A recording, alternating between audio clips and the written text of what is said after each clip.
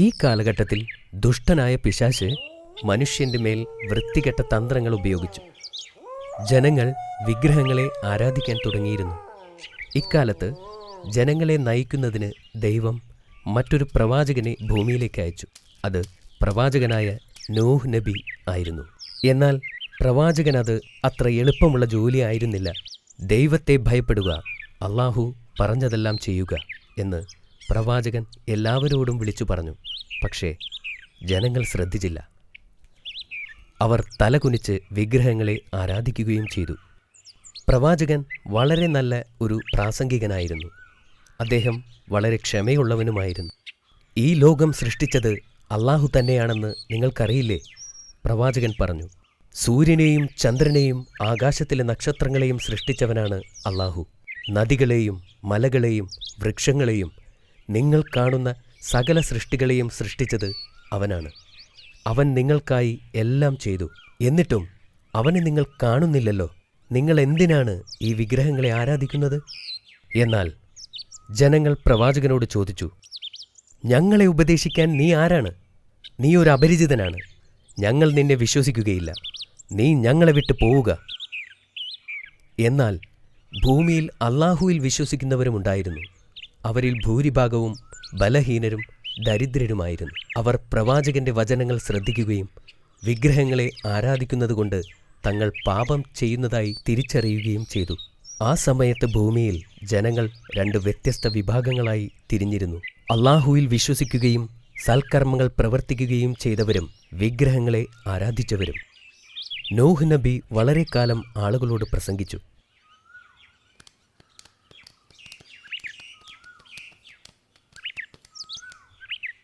വിഗ്രഹാരാധകർക്ക് പെട്ടെന്ന് തന്നെ പ്രവാചകനെ മടുക്കാൻ തുടങ്ങി. അവർ പറഞ്ഞു, നിങ്ങൾ ഒരുപാട് നാൾ കള്ളം പ്രസംഗിച്ചു. നിങ്ങൾ ഇനിയും നിർത്തിയില്ലെങ്കിൽ നിങ്ങളെ കല്ലെറിയും. പക്ഷേ പ്രവാചകൻ അവരുടെ വാക്കുകൾ അവഗണിച്ചു. നിങ്ങൾ അള്ളാഹുവിൻ്റെ വാക്കുകൾ അനുസരിക്കൂ എന്ന് രാവും പകലും ജനങ്ങളോടായി അദ്ദേഹം അപേക്ഷിച്ചു.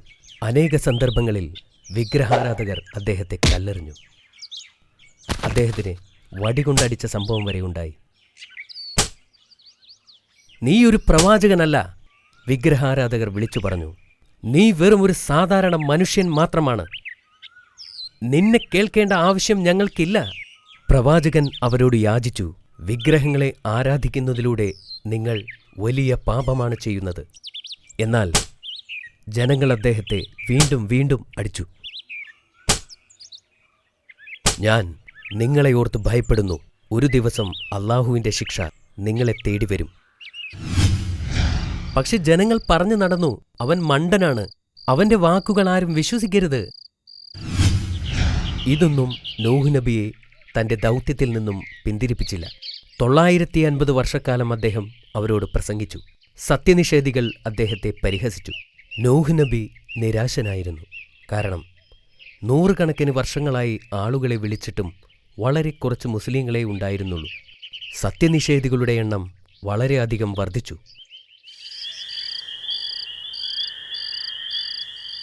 ഒരു രാത്രി പ്രവാചകൻ പ്രാർത്ഥിക്കുമ്പോൾ ദൈവം അദ്ദേഹത്തോട് സംസാരിച്ചു. വിഷമിക്കേണ്ട, ഞാൻ നിന്നോട് പറഞ്ഞതെല്ലാം നീ ചെയ്തുവല്ലോ. ഭൂമിയിൽ എല്ലാവരെയും ഞാൻ ശിക്ഷിക്കാൻ പോവുകയാണ്. മുസ്ലിങ്ങളും മൃഗങ്ങളും ഒഴികെയുള്ള എല്ലാ മനുഷ്യരും മരിക്കും. ഒന്നാമത്തെ പടിയായി ദൈവം ആ പ്രവാചകനോട് പല വൃക്ഷങ്ങളെയും നട്ടുപിടിപ്പിക്കാനായി കൽപ്പിച്ചു. ഇതിനു പിന്നിലെ കാരണം നോഹ് നബിക്ക് മനസ്സിലായില്ല. പക്ഷേ അദ്ദേഹം ദൈവത്തോട് അനുസരണയുള്ളവനായിരുന്നു. അദ്ദേഹം മരങ്ങൾ നട്ടുപിടിപ്പിക്കാൻ തുടങ്ങി. നല്ലയാളുകൾ അദ്ദേഹത്തോട് ചോദിക്കുകയും അവനുമായി സംസാരിക്കുകയും ചെയ്തു. 100-ലധികം വർഷം അവർ ഇത് തുടർന്നു. അനേക വർഷങ്ങൾക്ക് ശേഷം വീണ്ടും പ്രവാചകനോട് ദൈവം സംസാരിച്ചു. പ്രവാചകനോട് ഒരു കപ്പൽ പണിത് തുടങ്ങാൻ ആവശ്യപ്പെട്ടു. ഈ ഭൂമിയിലെ ജന്തുജാലങ്ങളെ ഉൾക്കൊള്ളാൻ കഴിയുന്ന ഒരു വലിയ കപ്പലുണ്ടാക്കണം. പ്രവാചകൻ ആശയക്കുഴപ്പത്തിലായി. കപ്പൽ എങ്ങനെ പണിയാൻ കഴിയുമെന്ന കാര്യത്തിൽ അദ്ദേഹത്തിന് സംശയമായി. ഇതിനു മുമ്പ് താൻ ഒരു കപ്പലും നിർമ്മിച്ചിട്ടില്ല. എന്നിട്ടും പ്രവാചകൻ മലക്കുകളുടെ സഹായത്തോടെ കപ്പൽ നിർമ്മിക്കാൻ തുടങ്ങി. ആദ്യം കപ്പൽ നിർമ്മിക്കാൻ അവർ പദ്ധതികൾ നടത്തി. കപ്പലിന്റെ കൃത്യമായ വലിപ്പം ആർക്കും അറിവില്ലായിരുന്നു. എന്തായാലും ഒരു വലിയ കപ്പൽ ആകുമെന്ന് അവർക്ക് അറിയാമായിരുന്നു. ഒന്നാമതായി കപ്പൽ കെട്ടിപ്പടുക്കാൻ പ്രവാചകന് ഒരു സ്ഥലം തിരഞ്ഞെടുക്കേണ്ടിയിരുന്നു. അദ്ദേഹം നഗരത്തിൽ നിന്നും ദൂരെയുള്ള ഒരു പർവ്വതത്തെ തിരഞ്ഞെടുത്തു. പ്രവാചകൻ ഉപകരണങ്ങൾ ശേഖരിച്ച് കപ്പൽ നിർമ്മിക്കാൻ പുറപ്പെട്ടു.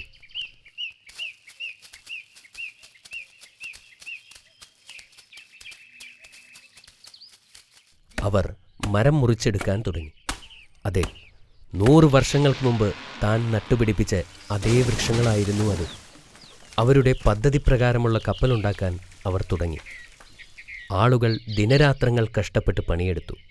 എന്നാൽ സത്യനിഷേധികൾ പ്രവാചകൻ മലമുകളിൽ കപ്പൽ പണിയുന്ന കാഴ്ച കണ്ടപ്പോൾ അവർ അദ്ദേഹത്തെ പരിഹസിക്കാൻ തുടങ്ങി. നിങ്ങളൊരു മണ്ടൻ തന്നെ, ഇത്രയും വലിയ കപ്പലിൻ്റെ ആവശ്യമെന്താ? ഇതിനി നീറ്റിലിറക്കുന്നതെങ്ങനെ? അതെല്ലാം നിങ്ങൾക്ക് മനസ്സിലാകുന്ന ഒരു ദിവസം വരും, അദ്ദേഹം മറുപടി പറഞ്ഞു. എന്തിനാണ് അദ്ദേഹം കപ്പൽ പണിയുന്നത് എന്ന് ആളുകൾക്ക് മനസ്സിലായില്ല. അദ്ദേഹത്തിന് ബുദ്ധിസ്ഥിരത നഷ്ടപ്പെട്ടു എന്നവർ കരുതി.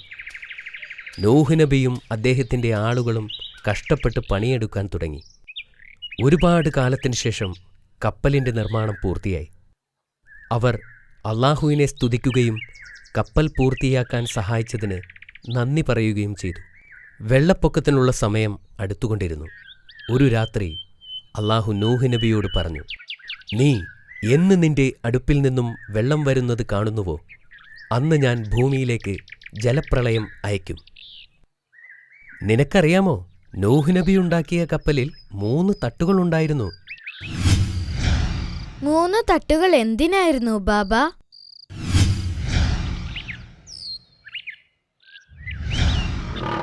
ആദ്യത്തേത് പക്ഷികൾക്കും, രണ്ടാമത്തേത് മനുഷ്യർക്കും, മൂന്നാമത്തേത് മൃഗങ്ങൾക്കും വേണ്ടിയായിരുന്നു. അത് നന്നായി. അതെ അമീർ. ജലപ്രളയത്തിന്റെ ദിവസമെടുത്തപ്പോൾ മൃഗങ്ങൾ ഓരോന്നോരോന്നായി വരാൻ തുടങ്ങി. അവർ ജോഡികളായാണ് വന്നത്, ഒരാണും ഒരു പെണ്ണും. അവിടെ ആനകളും ജിറാഫുകളും സിംഹങ്ങളും മുയലുകളും പറവകളും ഉണ്ടായിരുന്നു. ഭൂമിയിലെ വിവിധങ്ങളായ ജീവികൾ കൊണ്ട് ആ കപ്പൽ നിറഞ്ഞു. അങ്ങനെ ഒരു ദിവസം അള്ളാഹു പറഞ്ഞ പോലെ നൂഹ് നബിയുടെ വീട്ടിലെ അടുപ്പിൽ നിന്നും വെള്ളം വരാൻ തുടങ്ങി. ഈ ഒരു അടയാളത്തിന് വേണ്ടിയാണ് നൂഹ് നബി കാത്തിരുന്നത്. ജലപ്രളയത്തിൻ്റെ സമയമായി എന്ന് അദ്ദേഹം മനസ്സിലാക്കി. അദ്ദേഹം പുറപ്പെടുമ്പോൾ മഴ പെയ്യാൻ ആരംഭിക്കുന്നതും അദ്ദേഹം കണ്ടു. അദ്ദേഹം സമയം കളയാതെ ഓടിച്ചെന്ന് എല്ലാ മുസ്ലിങ്ങളെയും വിളിച്ചുകൂട്ടി അവരോട് കപ്പലിൽ കയറാൻ ആവശ്യപ്പെട്ടു.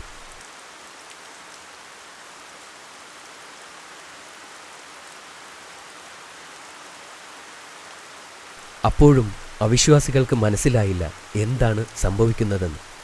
അവർ നൂഹ് നബിയെ വീണ്ടും പരിഹസിച്ചുകൊണ്ടിരുന്നു. ഈ മൃഗങ്ങളെയൊക്കെ കൊണ്ടുപോയി എന്ത് കാണിക്കാനാണ് എന്നവർ ചോദിച്ചു. നൂഹ് നബി ഇതൊന്നും ചെവിക്കൊണ്ടില്ല. അദ്ദേഹം തൻ്റെ കുടുംബത്തോടും കുട്ടികളോടും കപ്പലിൽ കയറാൻ ആവശ്യപ്പെട്ടു.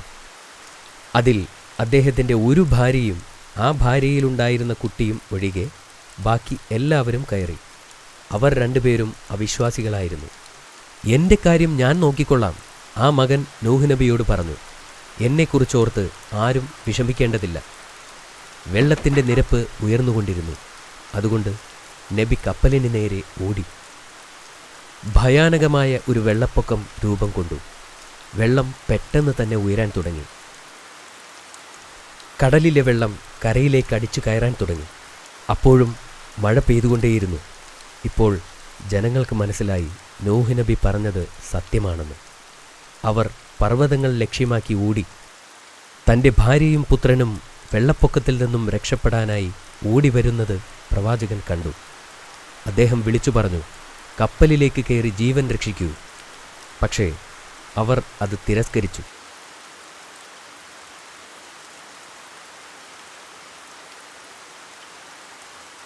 എന്നാൽ മലയേക്കാൾ ഉയരമുള്ള തിരമാല അവരെ വന്നും മറച്ചു കളഞ്ഞു. അവർ ഇരുവരും മുങ്ങി മരിച്ചു. ആ കൂറ്റൻ തിരമാലകൾ എല്ലാ അവിശ്വാസികളെയും മുക്കിക്കൊന്നു. വെള്ളം ഉയർന്നു നീങ്ങുകയും ഉയർന്നു വരികയും ചെയ്തു. ഭൂമി പൂർണ്ണമായും വെള്ളത്താൽ നിറഞ്ഞു. അപ്പോൾ ബിസ്മില്ലാഹ് എന്ന് നൂഹ് നബി പറഞ്ഞു. അദ്ദേഹം അത് പറഞ്ഞപ്പോൾ കപ്പൽ അനങ്ങാൻ തുടങ്ങി. പെട്ടെന്ന് തന്നെ മഴ നിൽക്കുകയും ചെയ്തു. ഈ സമയം കൊണ്ട് ഭൂമി മുഴുവൻ വെള്ളം കൊണ്ട് നിറഞ്ഞു. തനിക്ക് ഒരുപാട് കാലത്തേക്ക് കപ്പലിൽ കഴിയേണ്ടി വരുമെന്ന് അദ്ദേഹത്തിന് മനസ്സിലായി. അപ്പോൾ മൃഗങ്ങൾ പരസ്പരം ആക്രമിച്ചില്ലേ? അവർ എങ്ങനെ ഒരുമിച്ച് ജീവിച്ചു? അള്ളാഹുവിന് എല്ലാത്തിനും കണക്കുകൂട്ടലുകളുണ്ട് അമീർ. എല്ലാവർക്കും അനിവാര്യമാകും വിധം അള്ളാഹു കപ്പലിനെ സജ്ജമാക്കിയിരുന്നു. കപ്പലിലേക്ക് സിംഹം കയറുമ്പോൾ അവരെല്ലാം പനി പിടിച്ച അവസ്ഥയിലായിരുന്നു. അതുകൊണ്ട് അവർക്ക് മറ്റുള്ളവയെ ആക്രമിക്കാൻ സാധിക്കില്ലായിരുന്നു. അതുപോലെ അക്രമകാരികളായ എല്ലാ മൃഗങ്ങളും അസുഖം ബാധിച്ചവരായാണ് കപ്പലിൽ കയറിയത്. എല്ലാവരും സമാധാനത്തോടെ അതിൽ കഴിഞ്ഞു. എന്നാൽ എലികൾ നൂഹ് നബിക്ക് ഒത്തിരി ശല്യമുണ്ടാക്കി. അവർ എല്ലായിടവും ഓടി നടക്കുന്നുണ്ടായിരുന്നു. അതുകൊണ്ട് അള്ളാഹു പൂച്ചകളെ സൃഷ്ടിച്ചു. അങ്ങനെ പൂച്ചകൾ എലികളുടെ പുറകെ പോയി. അങ്ങനെ ആ ശല്യം അവസാനിപ്പിച്ചു.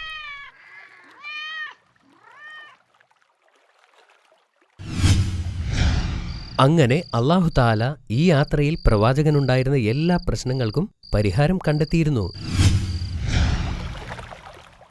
100 വർഷവും 50 ദിവസവും ഈ യാത്ര തുടർന്നുകൊണ്ടേയിരുന്നു. അവർക്ക് എവിടെയും കരകണ്ടെത്താനായില്ല. അവർ ഒരുപാട് ദിവസം കാത്തിരുന്നു.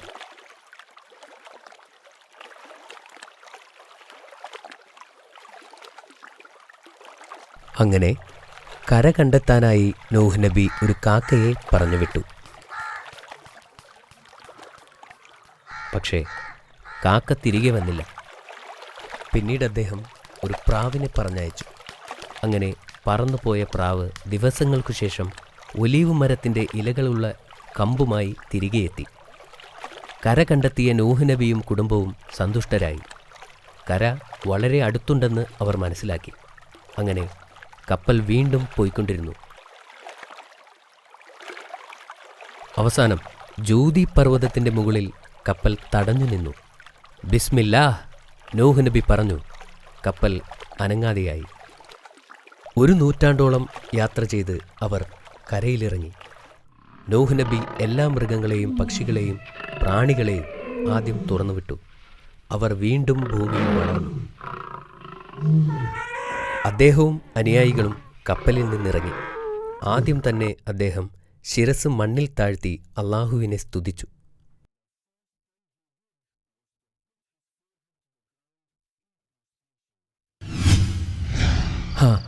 അതിനുശേഷമുള്ള മാനവരാശിയുടെ ആരംഭം ഇവിടെ നിന്നായിരുന്നു. ഇത് വളരെ നല്ല കഥയായിരുന്നു ബാബ. മാഷാ അല്ലാഹ്, നിനക്ക് ഈ കഥ ഇഷ്ടപ്പെട്ടല്ലോ അല്ലേ? എങ്കിൽ നമുക്ക് ചോദ്യത്തിലേക്ക് കടന്നാലോ? നീ തയ്യാറല്ലേ അമീർ? അതെ ബാബ. എങ്കിൽ പറയൂ, അള്ളാഹു സുബ്ഹാനഹു വ തആല നൂഹ് നബിയെ ഭൂമിയിലേക്ക് അയച്ചത് എന്തിനാണ്? അള്ളാഹുവിന്റെ ആശയങ്ങൾ ജനങ്ങളിലേക്ക് എത്തിക്കുവാൻ. അത് ശരിയാണ് അമീർ. എങ്കിൽ ഇത് പറയൂ, എന്തുകൊണ്ടാണ് അദ്ദേഹത്തിന്റെ വാക്കുകൾ ആളുകൾ ചെവിക്കൊള്ളാതിരുന്നത്? നൂഹ് നബി കള്ളം പറയുകയാണെന്നും അദ്ദേഹം അവരിൽ ഒരാളാണെന്നും ഭൂമിയിലെ ജനങ്ങൾ കരുതി. ശരിയല്ലേ? വെരി ഗുഡ് അമീർ. പ്രവാചകന്റെ കുടുംബത്തോടൊപ്പം കപ്പലിൽ കയറിയവർ ആരൊക്കെയായിരുന്നു? നൂഹ് നബിയുടെ കൂടെ എല്ലാ മുസ്ലിങ്ങളും കയറി. കൂടാതെ എല്ലാ പക്ഷികളിൽ നിന്നും മൃഗങ്ങളിൽ നിന്നും പ്രാണികളിൽ നിന്നും ഒരു ജോഡി കൂടി കയറി. Correct answer. അപ്പോൾ അവസാനത്തെ ചോദ്യത്തിലേക്ക് കടക്കാം. കപ്പൽ അവസാനമായി എത്തിച്ചേർന്ന പർവ്വതത്തിന്റെ പേരെന്താണെന്ന് പറയൂ. അത് ജ്യോതിമലയല്ലേ ബാബ? വളരെ ശരിയാണ് അമീർ. ഇന്നത്തെ എല്ലാ ചോദ്യത്തിനും നീ ശരിയായി ഉത്തരം നൽകി. താങ്ക്സ് ബാബ. ഓൾ റൈറ്റ്, ഇന്നത്തേക്ക് ഇത് മതി. മറ്റൊരു പ്രവാചകന്റെ കഥ നമുക്ക് നാളെ പറയാം. മാസ്സലാമ.